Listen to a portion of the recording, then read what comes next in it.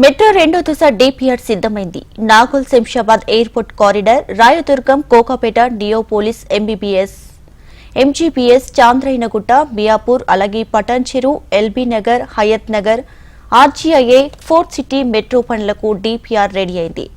మొత్తం 116.2 కిలోమీటర్ల మెట్రో అందుబాటులోకి రానుంది. రెండో దశ ప్రాజెక్టుకి దాదాపు 32,237 కోట్ల వ్యయం కానుంది.